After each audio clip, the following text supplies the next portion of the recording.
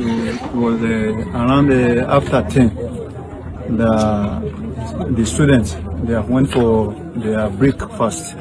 Now after some time, we saw some group of people, so they were carrying guns. I think the number of Okada the road was about 8 or 10. So and they were. I don't know the type of gun, no. I just know there are many. Okay. There are many. They are come straight like this. They enter straight to my father's house. Okay. Then I was outside here. Yeah. I was outside here. Then I wanted to run. He hold me. Mo kí gbogbo ojú tó ń wò mí káàkiri ayé, mo kí wa lọ́kùnrin lóbìnrin lọ́mọdé lágbà nínú ilé yìí. Mo pé wa pé a kú dédé àsìkò yìí àsìkò bójú ọjọ́ ti rí. Ẹ̀dẹ̀ odò bí bó ló ti rí lọ́dọ̀ yín. Ẹ káàárọ̀, ẹ káàsán, ẹ kúrọ̀lẹ́, ẹ káalẹ́. Gbogbo bí tẹ́ bá ti ń wò mí pátápátá, mo kókó kí yín o. Ọ̀rọ̀ tó ń lọ lẹ́tọ̀ tí ó wá sí ojú ìwòran yín báyìí láti ìkànnì BGI TV Bàbá Gbàgede Ìmọ̀ Tẹlifíṣọ̀n lórí YouTube tí à ń jẹ́ Gbàgede Ìmọ̀ TV lórí Facebook, a wà lórí TikTok, kódà láìpẹ́ yìí lágbára Ọlọ́run lọ́sẹ̀ tó ń bọ̀ ẹ máa wò wá live lórí TikTok. Lẹ́ẹ̀kọ̀ọ̀kan náà a máa ṣe live lórí YouTube. Tá a bá máa ṣe ti YouTube a máa announce pé a fẹ́ ṣe live o kẹ́ ẹ pàdé wa nígbà báyìí. Bẹ́ẹ̀ náà ni lórí Facebook ẹ máa wò wá live. So gbogbo live lórí àwọn apps mẹ́tẹ̀ẹ̀ta ẹ máa rí wa wò látọ̀sẹ̀ tó ń bọ̀ lágbára Ọlọ́run lórí YouTube, lórí TikTok, lórí Facebook. Gbàgede Ìmọ̀ TV là ń jẹ́ lórí Facebook, a sì ń jẹ́ BGI TV lórí TikTok. Ẹ̀yin tẹ́ bá ti follow wa láwọn àyè yìí ẹ follow wa ká lè jọ máa ṣe live. Ẹ̀yin tẹ́ fẹ́ pè wọlé ẹ lè láǹfààní láti pè wọlé, torí pé strictly live wa máa jẹ́ fún àwọn tó ti subscribe fún wa nìkan lórí YouTube, fún àwọn tó jẹ́ followers wa nìkan lórí Facebook, fún àwọn tó sì jẹ́ followers wa nìkan lórí TikTok. Torí ẹ̀yin tẹ́ bá fẹ́ join wa lórí live tẹ́ lè fẹ́ máa pè wọlé kájọ máa interact, mo rọ̀ yín pé ẹ subscribe fún wa lórí YouTube.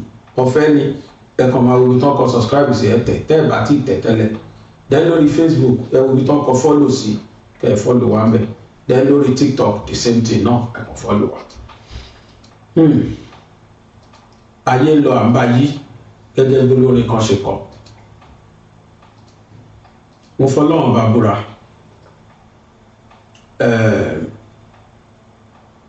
gbogbo àwọn governors wa ní Nàìjíríà pátá bóyá alẹ́rẹ́yọ kan àbí méjì, most of them now they are failures, and irresponsibility wọn ó ṣẹ̀ṣẹ̀ wá ń yọ sí wa lára ń sìn, ó ṣẹ̀ wá ń yọ jáde. Tẹ́lẹ̀ àṣírí òtù wọ́n ń jẹ lọ, ẹlòmíì ti lọ́dún méje tó ti jẹ lọ, kówó ná lọ owó tí wọ́n bá fún gbowó local government kó sápò tí ó dẹ̀ sẹ́ni developmental project tó ń lọ láwọn local government yẹn, ó dẹ̀ gba billions lé wọn lórí dẹ̀ kó sápò. Different governors like that. Àwọn kan ti jẹ lọ bẹ́ẹ̀ tán ti parí ọdún mẹ́jọ tán ti lọ. Ṣùgbọ́n ṣe wá rí gbogbo àṣìṣe ìgbà yẹn títí di yíyà yìí gbogbo ẹ̀ tí wá ń yọ síta báyìí. Àwọn the so-called bandits wọ́n ṣọ́ wa dáadáa, kì í ṣe nílẹ̀ Yorùbá nìkan káàkiri Nàìjíríà, ṣùgbọ́n ó rampant jù lọ́dọ̀ àwa Yorùbá. Ní Kwara, ní Kogi àti gbogbo ilẹ̀ Yorùbá tó kù. Wọ́n pè mí kan ní Kababunu, ó dà pé local government kan ní Kogi. Kababunu yìí, there is one secondary school there. Ẹ̀yin èèyàn mi, jẹ́jẹ́ mọ̀ pé wọ́n tún ti lọ gbé wọn bẹ̀ yẹn. Kódà wọ́n pa principal, wọ́n pa vice principal, wọ́n dẹ̀ pa student kan, wọ́n dẹ̀ kó èèyàn 20 àwọn ọmọléèwé àtàwọn aráàlú 20. Ṣùgbọ́n orí kó gbogbo àwọn 20 yẹn yọ torí wípé àwọn àmì wọ́n tètè gbọ́, wọ́n ti fi kọ́ wọ́n gba ibẹ̀, wọ́n wá open fire gan sáwọn bandits yẹn. Ibi táwọn náà ti fi àwọn tán kólẹ̀ tí wọ́n ti ń yìnbọn lu àwọn àmì padà, àwọn tán kó wọ́n júbẹ̀ ìhòòrò. school yẹn la rí tá a fi wọlé yẹn. Nǹkan kan ṣẹlẹ̀ lọ́wọ́lọ́wọ́ sí fáwọn tó ṣe WAEC. Mo ti fẹ́ sọ̀rọ̀ yẹn tipẹ́tipẹ́ kí nǹkan yìí tó ṣẹlẹ̀. Gbogbo Nàìjíríà sì làwọn ọmọ ti ń ṣe WAEC. But to my dismay, mo ti rí school lẹ Yorùbá bíi 2-3 tó ti ṣẹlẹ̀. Ibì kan ní Ìbàdàn. Then school kan l'Abẹ́òkúta, school yẹn ni mo ti jáde, secondary school. Wọ́n pè ní St. Peter's College. Olúmọ̀rí l'Abẹ́òkúta. I believe àwọn ọmọ ṣe exam ní alẹ́. Láyé tá ń pariwo insecurity yìí. Àwọn ọmọ ṣe exam ní alẹ́ níbẹ̀. Mo ní fídíò ti Ìbàdàn, mi mo rántí orúkọ school yẹn mọ́, but ti St. Peter's College ó ṣẹlẹ̀ sọmọ mi. Nígbà yẹn máa wá dé school, ìyẹn tí ẹ ti ń lérí, ọmọ ẹ ti ṣe exam tán, ó ti bọ́ rẹ lọ, ó ti ṣe kinní kan. But ó ní kinní náà kàn lè jẹ́ kóun lọ school wọn. Ó máa débẹ̀ ló bá òbí rẹpẹtẹ ní géètì. Kí ló ń ṣẹlẹ̀? Wọ́n láwọn ọmọ nìyẹn lọ́ọ̀kan wọ́n ṣe ṣe exam ní aago 7 alẹ́. As if that was not enough. Mo tó rí school kan náà ní Ìbàdàn. Màá ní complete school yẹn. Mo tó rí school yẹn ní Ìbàdàn.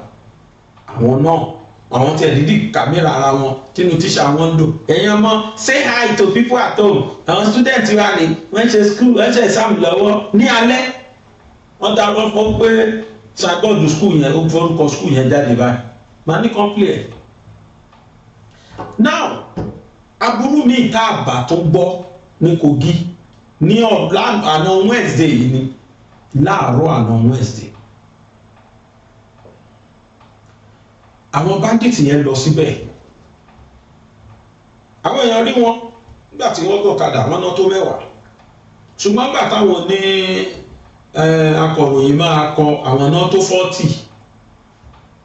They are 20 because ọ̀kadà 10. Ọdún wọn lè tó 40 ní nọ́mbà, but ọ̀kadà yóò tó 40. Torí mo rí news tó sọ pé ọ̀kadà 40 náà gbé wá, rárá ọ̀kadà 10 ni. Torí àwọn tó ṣẹlẹ̀ sí gbogbo ẹ máa gbọ́rọ̀ lẹ́nu wọn. Kí n tó wá máa sọ̀rọ̀, kí n tó interview àwọn tí ó sọ̀rọ̀ tó ṣẹlẹ̀ sí, kí làwọn governors wá sọ Nàìjíríà dà? Ẹ ní láti listen sí iye tí oní kálukú governors gbà sápò. Tó bá jẹ́ kí gbogbo wa kúkú sọ pé kí federal government stop security vote, kọ́ má send ẹ̀ sáwọn governors mọ́. Kíjọba kúkú face security fúnra wọn ní state kọ̀ọ̀kan, but wouldn't that be too cumbersome? Nígbà tá ní governors, iṣẹ́ àwọn governors wa ni kí wọ́n dáàbò bò wá. Iṣẹ́ àwọn governors wa, wọ́n dẹ̀ fún wọn lọ́wọ́ yẹn to defect. Iṣẹ́ wọn ni kí wọ́n provide oúnjẹ fún wa nílùú. Ṣé báwọn àwọn náà súnmọ́ wa? Ojúṣe wọn ni kí wọ́n provide oúnjẹ fún wa nílùú. Ojúṣe wọn ni ká ra nǹkan tó cheap nílùú tí wọ́n jẹ governors. Tágbára wọn ò bá wá ka mọ́ ni wọ́n máa lọ bá president lókè. Mr. President, báyìí ìṣẹ̀lẹ̀ ní báyìí ni mo bá dé. Ibẹ̀ lówó tó gbà jóná sí. President náà rí pé ó ti gbìyànjú, ó yá díẹ̀ fi 40% tó kù. But reverse is the case. Àwọn Fúlàní náà ṣẹ̀ṣẹ̀ ń bá wa gbé àwọn governors dìde, náà ṣẹ̀ṣẹ̀ ń bá wa challenge wọn. Iṣẹ́ òjò wọn tó yẹ kán ṣe, ojúṣe wọn gan tó yẹ kán ṣe fún wa. These people have failed us.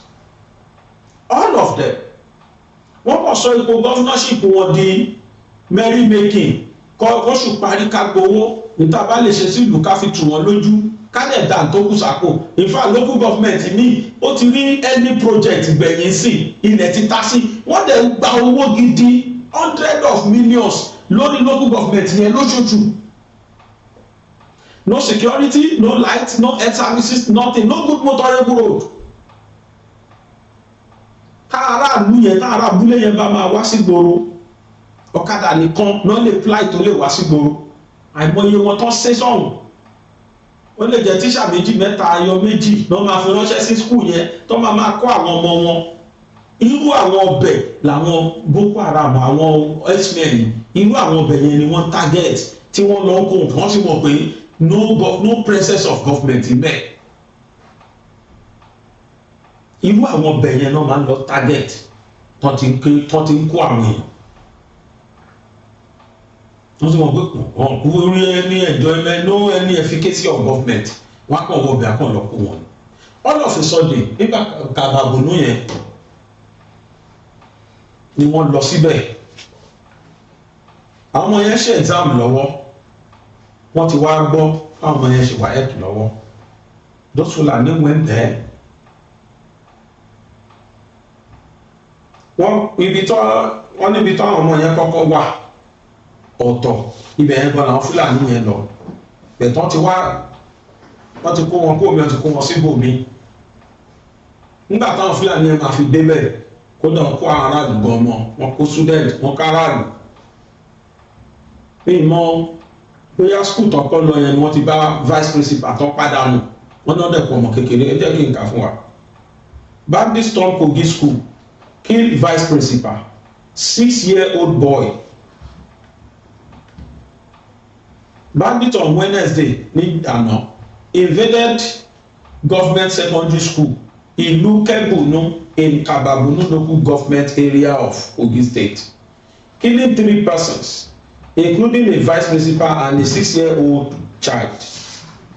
The attackers, who reportedly stormed the school on about 40 motorcycles running, ẹ máa gbọ́ iye àwọn tí irú motorcycles tàn gbé wá lẹ́nu àwọn tí ó ṣẹlẹ̀ sí gangan rìpọ́ọ̀tù yìí ó fi kún ni 10 motorcycles ọ̀nà gbé wá wọn náà 3 lórí mi ẹni 2 lórí mi. Were said to have targeted students and residents for abduction before they were repelled by security operatives. The incident occurred at about 10 a.m. and threw the Ilukebunu community into panic and mourning. The Kogi State Police Command confirmed the attack in a statement issued by the spokesperson, ASP Soliu Afusat. According to the command, the bandits invaded the school in large numbers with the suspected intention of abducting students and other residents in the area. The statement said the divisional police officer of Kaba A Division immediately mobilized a joint security response after receiving distress call from the community. Àwọn tí wọ́n sọ̀rọ̀ wọn sọ pé àwọn fojú kan ọlọ́pàá kan ṣùgbọ́n yìí o àwọn àmì ni wọ́n ti ibì kan bọ̀ ni wọ́n gbọ́ ariwo ni wọ́n yọ sọ àwọn ni wọ́n bẹ̀rẹ̀ sí ní ìbọn yẹn làwọn Fúlàní kan ti kó àwọn èèyàn ni wọ́n fi wọ́n sílẹ̀ wọ́n wá fèsì àwọn àmì làwọn tó ń kó náà fi lóníkálùkù fi júbẹ̀ ìwòrò náà fi túká. Personnel from the police division, police mobile force and tactical teams were deployed to the area. Military personnel and local vigilante already stationed around the community also joined the operation. Military personnel, that is our army, and local vigilantes already stationed around the community also joined the operation. The combined security operatives engaged the hoodlums in a fierce gun duel, forcing the criminals to flee into the surrounding bush, the police said. The command said preliminary findings had not established any successful mass abductions of students or residents. Preliminary findings indicate that there is presently no conclusive evidence of a successful mass abduction of students or other residents. However, investigations and ongoing assessment are continuing to ascertain the full circumstances surrounding the incident, the statement added. Now, the police, however, confirmed that 3 persons were killed in the attack. They were identified as Mr. Ganiu Anifowose, the vice principal of UBE Secondary and Primary School, Iluke. Mr. Sunday Jacob Al-Azan, 70 years, and Sunday Ayele, aged 6 years. The command said one of the attackers was neutralized during the exchange of gunfire. A member of the joint security team also sustained gunshot injuries and receiving treatment. The Commissioner of Police has ordered sustained bush combing operations and confidence building patrols in the affected community. According to the command, joint security operatives are still combing the surrounding forest to apprehend the fleeing suspect and preventing further attacks. The police urge residents to remain calm and support security agencies with credible information that could help ongoing operations. Further developments will be communicated as investigations and operations progresses, the statement said. Now, nǹkan tí àríkà nínú newspaper nìyẹn, àbí àwọn tí nǹkan wá ṣẹlẹ̀ sí gangan wọ́n wá ṣàlàyé tójú rí táìmù táwọn Fúlàní yẹn dé. Ṣé rí kí n tó ní kán ṣó fídíò yẹn? Àwọn governors wa àti Mr. President wọ́n níṣẹ́ ṣe o. Iṣẹ́ wo ni wọ́n ní ṣe? President should call all governors come bá wọn ṣe meeting and he should ask them one thing. Owó tí mò ń kó fún yín, what are you using them for? Kọ́ bí wọ́n léèrè, aside from pension salary òṣìṣẹ́ both local government and state, àwọn state governors ti sọra wọn di local government staff, àwọn náà sanwó direct fún staff, iye ráwọn náà sọ sápò local government. Wọ́n lè gba 10 naira kan sọ 2 naira fún local government, ta nífẹ̀ẹ́ bí wọ́n léèrè. The same local government wọ́n yóò 8 naira lọ́wọ́ ẹ̀ yẹn, ó lè má rí developmental project ó di ọdún mẹ́jọ tí gọ́fúnà yẹn máa lò, ó ń pẹ́ ni. But wàhálà tó ń ṣẹlẹ̀ káàkiri, àwọn governors míì ó ti stand wọn to their toes now. Mo sọ lánàá pé títọ́ Ọ̀yọ́ state la ní tó ṣẹlẹ̀ yẹn, tẹ́ ẹ bá tún di most of àwọn governors yẹn rí pé gbogbo ẹ̀rú, because most of them are in the habit of kan gbowó látàbújá ọ̀yà kó sápò, wọ́n á lọ díẹ̀ fún ìlú, wọ́n á lẹ́kọ̀ọ́ tó kù sápò. Gbogbo àwọn máa pariwo ó lè ní Tinubu must go. Tinubu fúnra ẹ̀gbọ́n ló ṣílẹ̀kùnlẹ̀ fólè tó lè fi wọlé, ògiri ẹ̀ ló lanu. Tógiri Tinubu ò bá lanu ni àwọn governors ò ní máa ṣe bọ́n ṣe ń ṣe lójú ẹ̀yìn kó dẹ̀ máa wò wọ́n, and you still continue paying them every month. The same Tinubu ó ṣe nǹkan kan tí ò dùn mọ́ Ọbásanjọ́ nínú. Ọbásanjọ́ refused to give him allocation for not 1 year, not 2 years. Yes, Ọbásanjọ́ did it. Why tí Tinubu ò lè lóru ìdá òfin yẹn? Tẹ́ ẹ bá ti provide security fún lóyún, I will seize your security vote. You will be dragging my name in the mud. Oríṣiríṣi comment mo rí lórí fídíò tí mo ṣe lánàá, many comments. Ó ti ń bí àwọn èèyàn nú. People were waiting for me to against Tinubu's government. I couldn't imagine kẹ́nìkan máa mẹ́sẹ̀jì mi pé bàbá Gbàgede ẹ sọ fún ìjọba mùjẹmùjẹ yìí, ẹ sọ fún gbogbo àwa Yorùbá ká fọ́ọ̀tì ìjọba mùjẹmùjẹ yìí kó lórí oyè ká gbé oníta ní ká wá gbé wọlé. Tá a bá gbé ìjọba mùjẹmùjẹ kúrò, bí o mọ̀ pé Tinubu ti di vampire. Bóyá fídíò wà bí tàtí ni tó ti mú ẹ̀jẹ̀ èèyàn, I wouldn't know. People were just like, kí ló dé tá shift blemish kúrò lórí ẹ̀ tó yẹ ká gbé lé nítorí hatred ta nífẹ̀ẹ́ nìkan.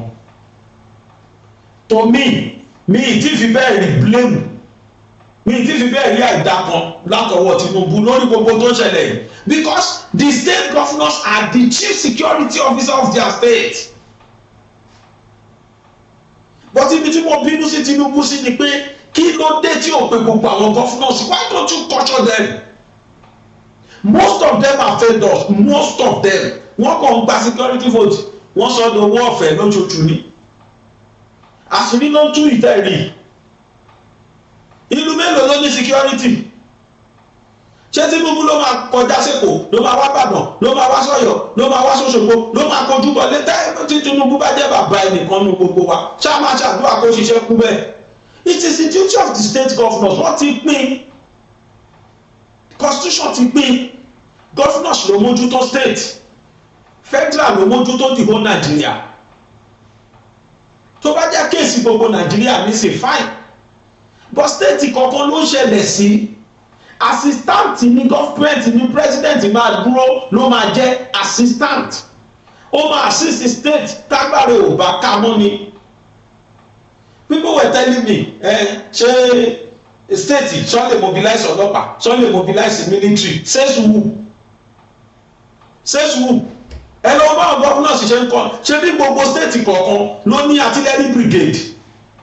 Títa tó Ògùn state ó wà lálàmàlà. Bí kọ̀ọ̀kan bá ṣẹlẹ̀ lógún state, Dàpọ̀ has right láti ránṣẹ́ sí Alámàlà, hello ẹ̀yin military joint task force ọ̀yá ẹ̀wà gbìgbà. Kí ló jẹ́ joint task force? Ṣé báwọn àmì wà nù wọn? With Dàpọ̀ now sent to Abuja láti máa lọ mobilize, láti sọ fún Tinubu ẹ bá mobilize àwọn military. Kí ni Alámàlà 32 artillery brigade kí ni wọ́n ṣe? 32 field artillery brigade Alámàlà kí ni wọ́n ṣe?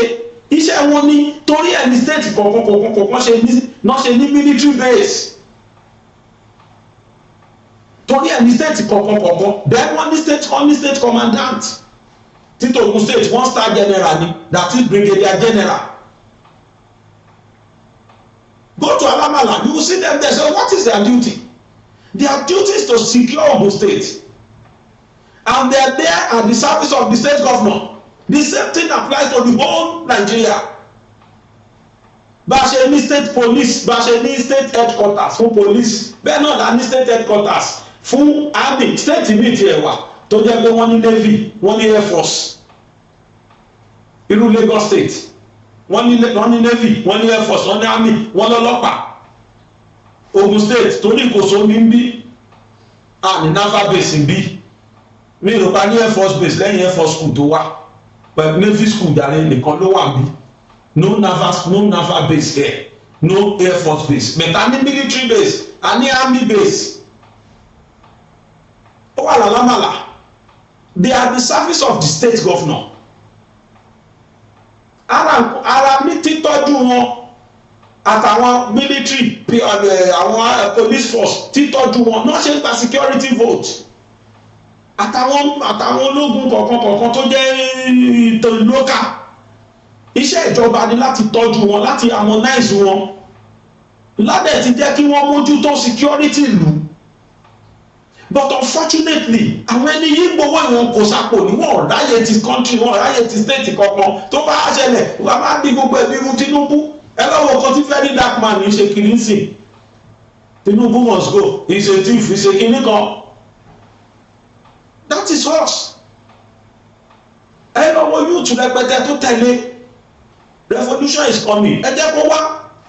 This is we Yoruba's time, and this thing is happening. Àwọn governors wa ń kọ́, what are we doing on them? Ṣé wọn ò ní blemish kankan? Kò yẹ ká blame any governors ni. Why are they governors? Why are they collecting money from Abuja? What are they using those money for? They all fail their duties. They all fail to do their duty to take care of whatever they have voted for. The first thing tẹ́ni tó bá pèrè lórí tó jẹ́ olórí ìlú kan, the first duty tó máa kọ́ ṣe ó wà ní constitution Nigeria, security ìlú ló máa kọ́ mójútó. Kì í ṣe pé ìjọba fail, it's not that federal government fail to pay you your dues as at when due. Ká ní pé ìjọba ò fún wọn, gọ́ọ̀mẹ̀ntì jẹ wá lọ́wọ́ ní o látòṣù márùn-ún, wọ́n fún wa l'allocation security for táàrí gbà o, ààrẹ allocation state gbà o. Gbogbo wa face federal government gbà yẹn. But this time around, you people, you are collecting your allocation as and when due. You are even collecting that of local government, inclusive. Yet you have failed in your duties. Yóò jà fún Tinubu mi mọ́ Tinubu rí, but we should call a spade a spade. Ó fẹ́ lè má sí ìlú kan wọ́n nísìn tó safe. And then so we have to educate ourselves. It's that time we educate ourselves. Forget Tinubu. Tinubu has no blemish at all. Tinubu is doing his duty, is paying them their dues. Ask our governors, what are they using our money for? All our governors, what are they using our money for? What if you do over calling? Over calling, ó panilẹ́kún. Ẹ ní láti gbọ́. Owó tí state governor Ọ̀yọ́ state ti gbà. Tí màá yẹn bá parí ọdún mẹ́jọ ẹ̀, tí FCC bá invited, mo dá ọ̀tẹ̀ kan máa jẹ́ kó lọlé. Ìyẹn tó bá fẹ́ ṣòótọ́, but do you know our problem in this country? Ìyà corruption la jẹ o, gbogbo tó jẹ́ insecurity, ìyà corruption. Tó bá ti jówó kó pẹ̀m báyìí, wọ́n kàn lọ ruling party, ẹ lọ́wọ́ wọn rẹpẹtẹ nínú APC. I am not shy to say it out. Tó bá ti join ruling party, their sin are forgiven. Tó bá ti lè join ruling party, àìmọye wọn tún ti win primary lọ́sìn tó dẹ̀ jẹ́ pé gbogbo wọn ní case. The problem ta ní Nàìjíríà ni pé after it has been established pàmò ẹni corrupt wọn kówó òlù jẹ tó bá gbọ́n lọ court yẹ̀yẹ̀ náà máa fi sọ́nà máa sọ́dà ẹsẹ̀ máa fẹsẹ̀ ọwọ́ máa kanwọ́ ẹni mélòó lẹ ti gbọ́ wípé wọ́n fún life jail nínú gbogbo àwọn former governors wa former president mélòó ló ṣẹ̀wọ̀n ní Nàìjíríà yìí. In fact, any office public office holder mélòó ló ti ṣe ẹ̀wọ̀n more than 1 year 2 years nígbà ayé àwọn alamẹ́síà nírú ẹ̀ ti ṣẹlẹ̀ gbẹ̀yìn nígbà ayé alamẹ́síà ṣẹ́mọ̀ yíyà ẹ̀ látàyé Ọbásanjọ́ lalamẹ́síà nígbà ayé wọn ní state governor kan ti ṣẹ̀wọ̀n gbẹ̀yìn àwọn méjì kan tán fún ní 7 how many years náà fún wọn láìpẹ́ yìí kí ló wá padà ṣẹlẹ̀ wọ́n padà fún wọn lẹ̀ wọ́n pọ̀ senate go to senate go to house of reps àwọn ẹran náà tó ń ṣe gọ́fúnà lọ́wọ́lọ́wọ́ ń sìn wọ́n ti mọ̀ pé àwọn bá kúkú jẹ wọ́n á pariwo wọ́n á panumọ́ náà ni èyí tí ò jẹ́ gọ́fúnà nǹkan àwọn minor of the world kí ló padà ṣẹlẹ̀ sí wọn mọ́lẹ́mọ́ tán parí kéèsì minor tọmọ ẹ̀sìn ó ti ẹjọ́ ti kú sáké bí ọ̀kan bá jí 10,000 tó jẹ́ 100,000 wọ́n á gbé lọ kóòtù wọ́n á jẹ́ ilẹ̀. That is injustice in this country. Ẹjọ́ ìyà corruption la jẹ 90% in fact if not 99.9%. Ó dà pé alẹ́ sòtì mò ń gbọ́ tán exonerate máa yẹn ó tán mi dẹ̀ òun nìkan mi mọ state ẹ̀ omi ìdí bẹ́ẹ̀ yóò mi wọ́n bẹ̀rẹ̀ mi mọ tó ń ṣe bẹ̀ bọ̀ àwọn ọmọ ìlú ẹ̀ sáà ló yẹ pé alẹ́ sòtì òun ṣiṣẹ́ lẹ́yìn òun mi ìtumọ̀ gọ́fúnà mi tàbí náwó sí mọ́. They've all failed in their duty. Pàápàá jùlọ lórí security, they've all failed. And I'm wondering why Tinubu is not calling them to caution. Ìwọ ló kówó fún wọn. Ìwọ ló fún wọn lọ́wọ́ lóṣooṣù. Why don't you question them? Kí lẹ̀ ń fowó yẹn ṣe? Why all this insecurity in Tẹ́bá lọ north? Ẹni bá governors wọ́n ṣe negotiate. Àwọn ready láti dààmú. Wọ́n kàn pé àwọn Boko Haram yẹn àwọn Fúlàní ẹ̀sìn wọ́n kàn pé wọ́n ní wọ́n kàn gbowó ńlá fún wọn ní ẹ má dà wà láàmú ó parí wọ́n ti parí security vote lórí àwọn yẹn bá dẹ̀ gbóná tó bá mú tutù yé wọn yó wọn yá lọ wọn lọ kán aráàlú wọn gbé wọn wọnú gbó wọn pa tó bá lè pa tó bá rí pé àwọn ẹbí wọn lè bẹ́ẹ̀lì wọn out àìmọye mass burial tó ti fún àwọn aráàlú ní north. I said they've all failed. Virtually every one of them. All of them. Only state ló mọ state yẹn. Àwọn tí governors wọn ò fail, àwọn state kọ̀ọ̀kan mọ̀ wọn. But kí náà fowó wá ṣe? Wọ́n wọ Kogi yẹn straight. Ọpẹ́lọpẹ́ àwọn army tí wọ́n gbà wọ́n lẹ́ńbẹ̀. Ọpẹ́lọpẹ́ àwọn ẹni yẹn tí wọ́n ṣàánú wọn.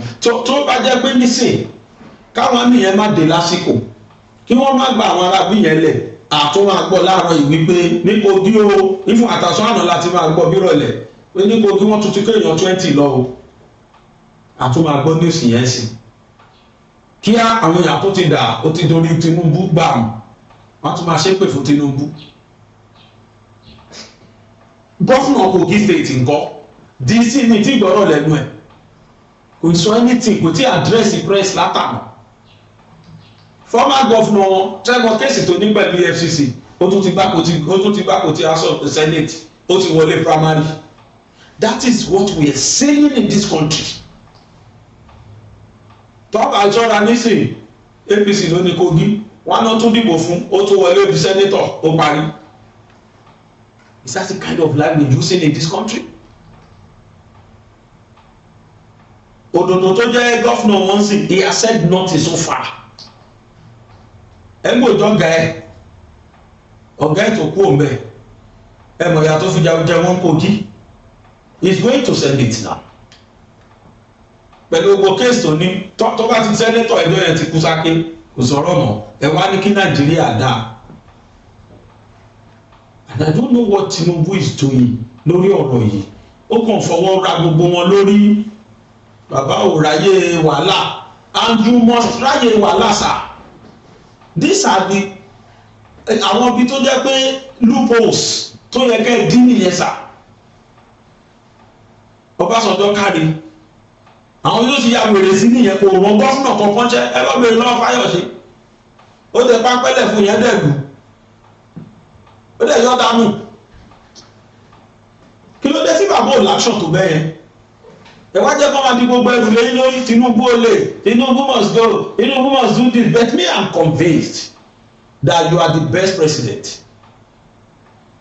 Unfortunately act wey yẹ ṣe yẹ kẹ́ act àwọn ibi tó yẹ kẹ́ ti act ẹ̀kan you are doing as if because you want to promote unity. This is not how to promote unity, sir.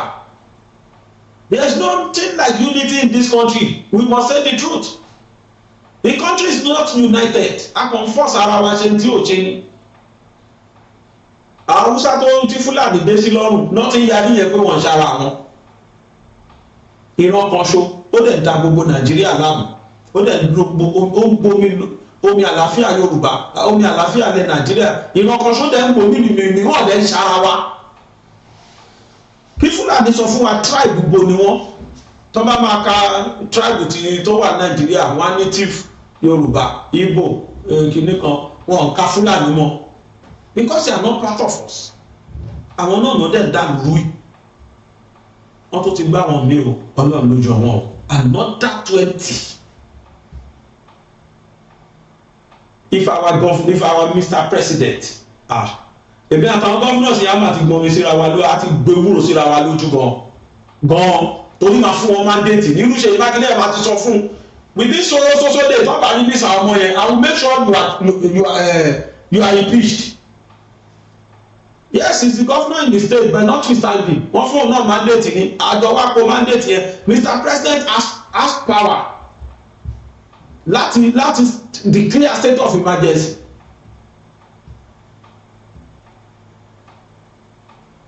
Ẹ̀kọ́ ń wò wọ́n ẹ̀gbọ́n wọn ní kálukú pọ̀ ṣe jágbajàgba tó ń wọ́n ilẹ̀ ń wò wọ́n Mákindé promise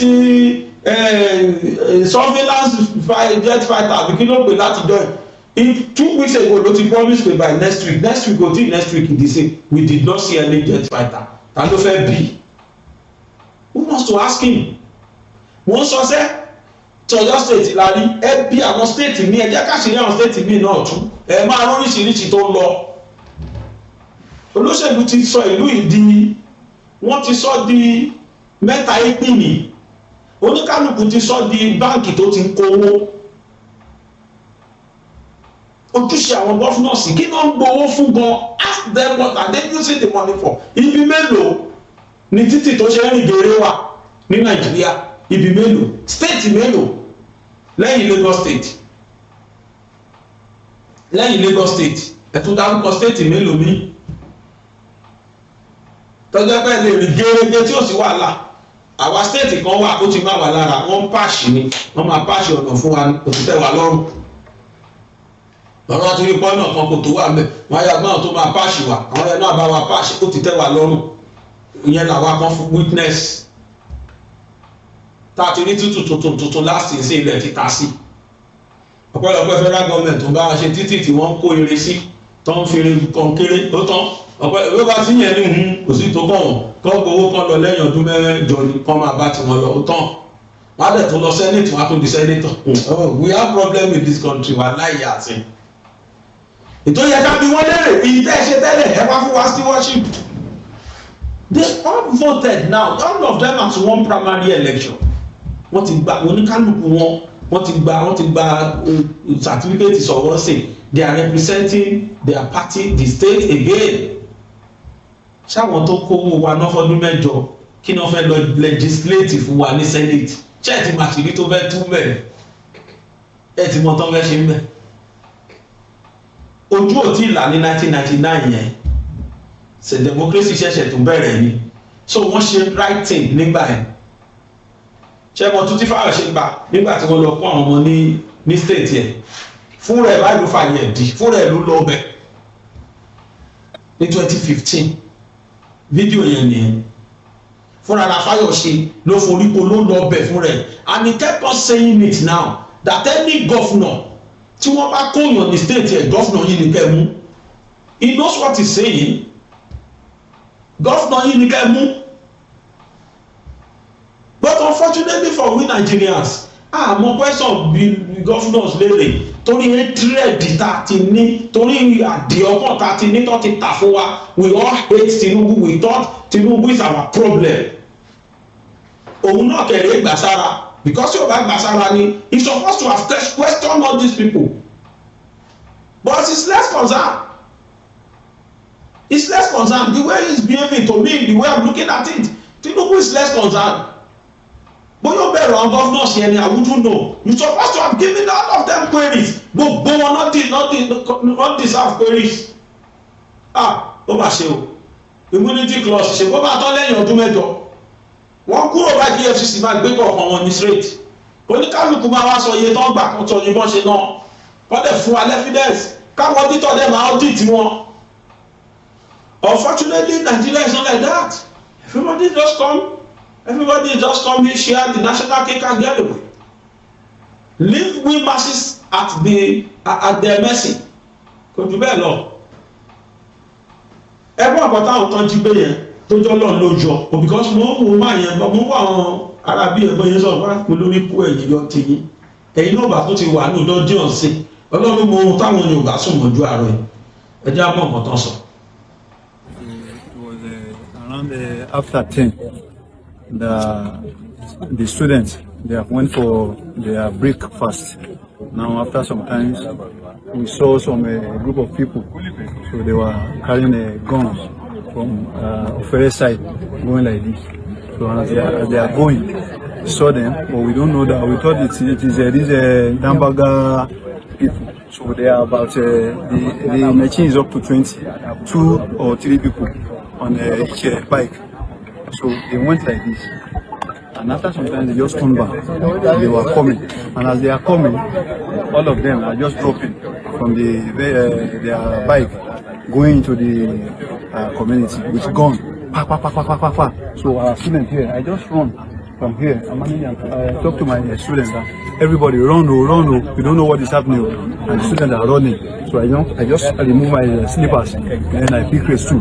I follow like this. Some of them are following me like this. So I went like this, and before we know it, those time, because there are students that are there, secondary students, they are there before, but they have moved to this place, and after maybe they thought they are still there. So and now when they get there, they cannot see. Now come back. There are some students that they want to carry them. They are able to carry them to that civil defense place. But thank God there are some soldiers from Ofere side that are coming. So they just intervene, start shooting. So they shoot them too. But thank God those people, when they are shooting, so the other people that they have carried, they now run for their life. Everybody was running helter skelter. So the community, everybody was just running, and the people are running, shooting, going to house from house to house. Those bandits, they are running from house to house, and that is our students are not all of them are. We have seen them. Nobody. All the students of your school are intact. Yeah, they are intact. Please remind me of your wonderful name. My name is Komoni Jones Nanalikun. Okay, you said you are a teacher from the BGSS. Okay, what do you teach? I teach agric science. Okay, agric. Thank you so much. Thank you. God bless you. Good afternoon, madam. How are you? Well, sorry for the incident that happened. Yeah. Around what time they enter the community? I can't say. Is the this timing. one that can after about it? No, it's after 10. After time, because we are playing the bell for break time in the school. So we are in the school. Then one man just came immediately and said that we should leave the school. That they said they see these people. So you are teaching there? Yes. Okay. So when I was there now, we are about to run. Where is that woman? May she come back now? We are about to run. Yes. We are run. Then immediately I'm coming home now. I met them here. Okay, you saw them. Like how many of them? There are many. There are many. There are two. There are two. They carry like the machine even reach 15. Okay. Which kind of gun are they carrying? I don't know the type of gun, no. I just know there are many. Okay. There are many. As they are come straight like this, they enter straight to my father's house. Okay. Then I was outside here. Yeah. I was outside here. Then I wanted to run. He hold me. Then they have already taken me and my mother together. Okay, they took you. Yes. With your mother. Took me. I and my mother. Yes. They are moving us. They are moving then you my people. mother told me that they have shot my father. Only you and your mother. We are many. You are many. So we are going. They how far did the soldiers came on time? Yes. When they are coming from Ofere, yes, and they are shooting gun like this, when they hear the sound of the gun, okay, then the bandits had the sound of the gun. That's why we escaped. Okay. That is where we escaped. But they have collected everything that is inside our hand. Okay, they have because collected all our funds. Coming from the school, I hold my bag like this. So now, what are you going to say to the soldiers? Right now, what's your name? I'm Pastor Olukayodo Shanipe. I am based in Akure. Okay. It was because of this insecurity that I came to check on my aged mother. Okay. So this morning we were here. I was already prepared to. At around what time? Maybe past 9. Yeah, thereabouts. We were here. Yeah. So we saw them. They rode down, and we didn't know where they were going. Can you approximate their numbers? I think the number of Okada they rode was about 8 or 10. So and they were two, three on the bike. Okay. So as we were there, still deliberating on what may be the outcome of the race. The action of the soldiers coming from maybe Kaba. No, we didn't know. We didn't know if there was any soldier. No. Somebody told us that they lay ambush on that road. As if you are coming from Kaba and the other routes from Opere, they mount to. They lay two ambushes, lay ambush. They now say soldiers must react. Okay. You understand, ba? Yeah. Even with that, the soldiers they came on time, right? Yes, we were led from here till the front of Civil Defense Office. Yeah. That was where soldiers came from Ayetoro Kiri. Yes, from that downside. Yes. So when they started shooting, was when we were able to escape. We were able to escape. Like how many of you escaped? Were many. All of us that were taken from here, numbering 20 or more.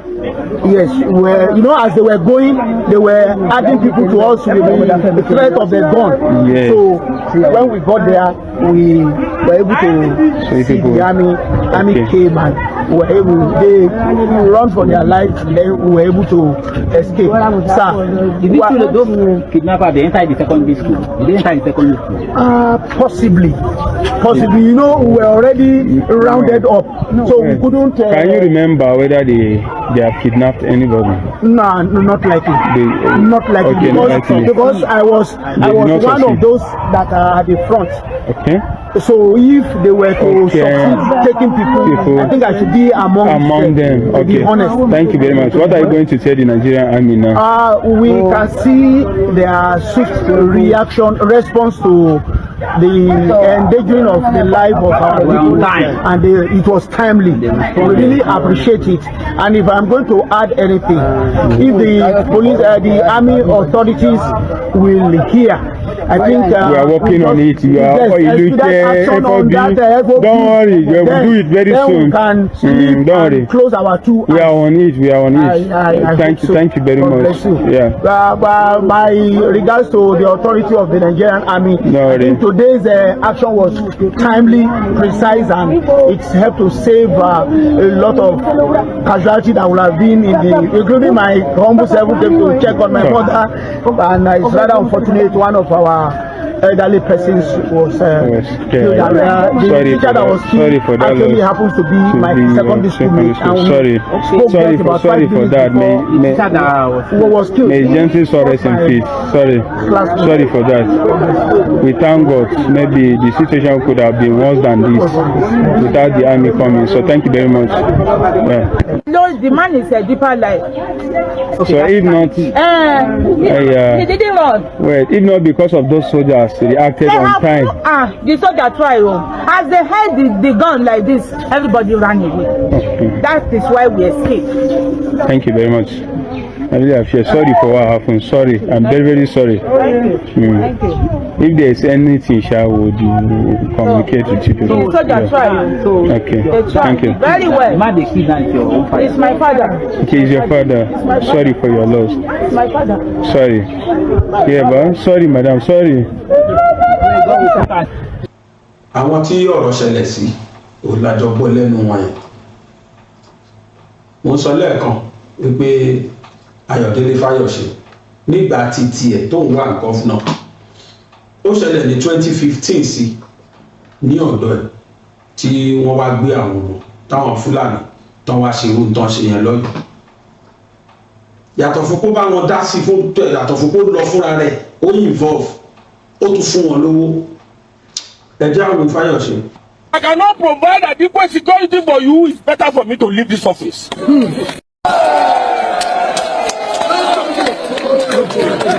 Secondly, I will raise 2.5 million naira again for the affected families. I want to say it very clearly. Everything you need me to do, I will do.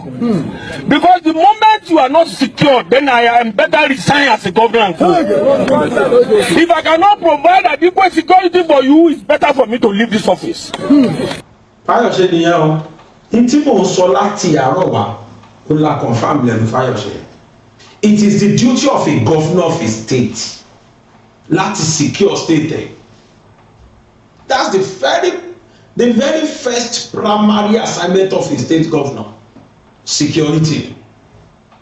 If you provide infrastructural facilities to the country, into your state rather, and you failed on security, you have failed.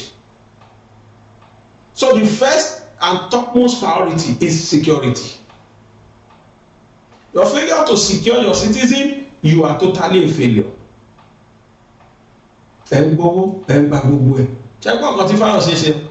Only if I fail to secure you, I better resign. 2.5 million ní 2016. Ó tó 250 million sí. Ó tún lọ máa raise fún àwọn family. In tó ń pè ní security vote pé èèyàn náà nìyẹn. Yàtọ̀ fún pé nǹkan fẹ̀mí ara ẹ̀ lélẹ̀ ó fẹ́ máa rẹ̀ sí.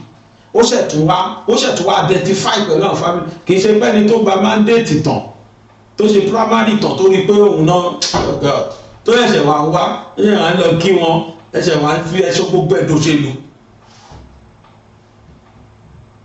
Goodluck Jonathan ló wà president ńgbà yẹn kò pariwo Goodluck Jonathan wà bá mi dá sí state mi o no wọn ọ̀dẹ dí ẹrú insecurity yẹn lu Goodluck Jonathan pé nǹkan kan ṣẹlẹ̀ lẹ́kìtì o wọn ọ̀dẹ ẹrú ẹ̀ lé Goodluck Jonathan lórí bó ti ẹ̀ ti wẹ́ pé ìyàwó Goodluck Jonathan was totally concerned she swam into action. Bàbá Tinubu mo ṣe bá yín sọ o do to needful. Call all your state governors. Wọ́n jọ fún yín mandate ni. Ẹ bá yẹ kán fi gun, kán má fi bà yín lẹ́ran jẹ́. Question every one of them.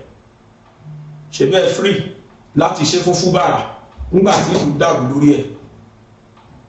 You call Fubara to action.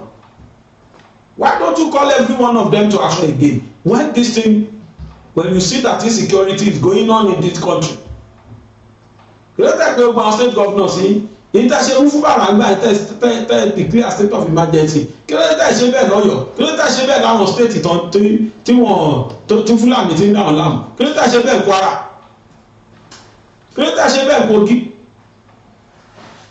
kẹ́rù bá gbogbo àwọn governors yẹn kọ́ mọ̀ pé tó àfikà tètè wá kàn ṣe bọ́ iná ẹ̀ wò ẹ̀kọ́ ẹ̀ dáwọn ẹ̀ sọ̀rọ̀ tó bá tó tásìkò kẹsàn allocation wọn ẹ̀ tún fún wọn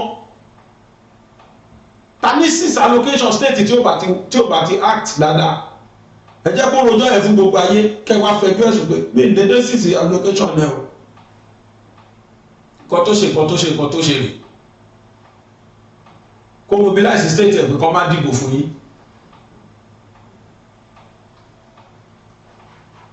ìsáìtà káwọn ọmọ Nàìjíríà ká jígìrì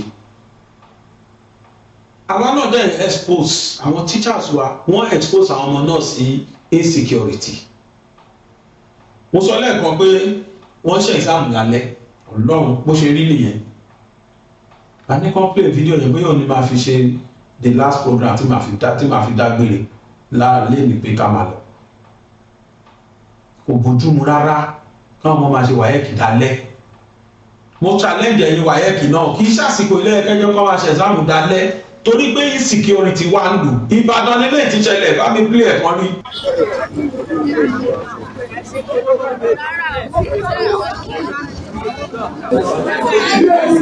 láti pa àsanwó wáyé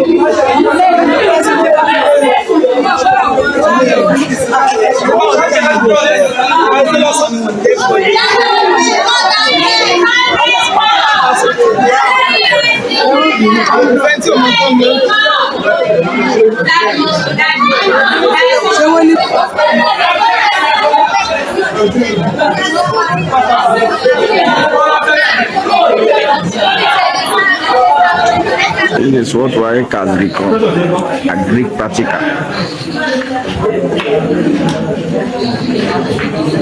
June 4, 2026, a Greek practical. I don't know the reason why WAEC are doing 2 subjects in a day, which they cannot afford to do. They are not capable of. The paper in the morning, we did it in the afternoon, and the one of the afternoon, this is the time we are doing it.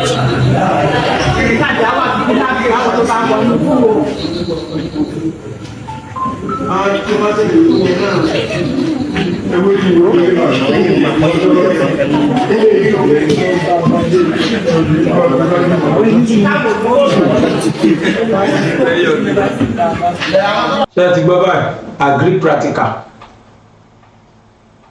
àwọn ṣe ń gbà kan àwọn tó ṣe subject kan gbà kan ooru ẹni tán tanná torí kálukú tanná lásìkò tí insecurity prevail ní Nàìjíríà ni wọ́n expose àwọn ọmọ sí insecurity tí Fúlàní bá dé sí yọ́sùlẹ̀ ní kó máa káyọ̀ lè lọ lálẹ́ tẹ̀bádẹ̀ wọnú léèwé yẹn kò sí security kankan bẹ̀ tó dó tí wọ́n o lẹ́yìn àwọn teachers wọn tán máa wà ń bẹ̀ ara lawlessness kan náà tá à ń sọ ni ara incompetency kan náà tá à ń sọ ni if I were to be the state governor màá gbà káwọn ọmọ mi máa ṣe exam ń dà wàyẹ̀kẹ̀ ọ̀hún ayàmọ̀gbélẹ̀ ni nídàáyì. So this is the lawlessness all our governors are into, and the failure from the federal government to challenge them. The government should wake up. Ọlọ́run ṣe kì í ṣe another party lọ́pọ̀lọpọ̀ wọn APC party wà ń bẹ̀ kábà sọ pé wọ́n sọ pé fi ń ṣe party ni rárá. Challenge every one of them, give them queries, seize the allocations until tí gbogbo wọn bá dìde tí wọ́n ṣiṣẹ́ tó yẹ kó ṣe, give them mandate. Gbogbo yín ni mo fẹ́ kẹ́ lọ, gbogbo àwọn remote areas ni mo fẹ́ kẹ́ lọ, ìbá náà gbowó local government sọ́wọ́ ẹ kọ́ lọ provide security fún wọn bẹ́ẹ̀ náà láti yàn ní 33 local government inú state ẹ̀ tó lè gba billions of naira lórí local government kọ̀ọ̀kan times 33.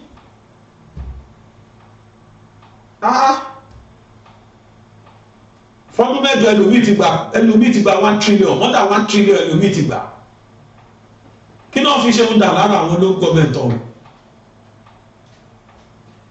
It's high time everybody woke up. It's high time gbóní kálukú ṣe normal. Kí federal government play role tiwọn, kí àwọn state governors not play role tiwọn. Bẹ́ẹ̀ bá sọ pé ẹ gba local government autonomy, then do the needful for the local governments. Let there be security.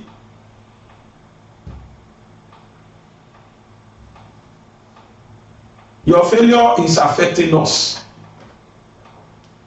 Your failures is affecting us. Ànátọ̀ tí tó ní kálukú bá dìde láti ṣe tó yẹ kó ṣe. Oríṣiríṣi news la máa gbọ́ lójoojúmọ́ o. Àwọn fọ̀títọ́ sì gbé sínú gbólàǹsọ̀. Ọlọ́run má jẹ́ kí mi tó le jù yẹn lọ tó ṣẹlẹ̀. That is my prayer. I rest my case.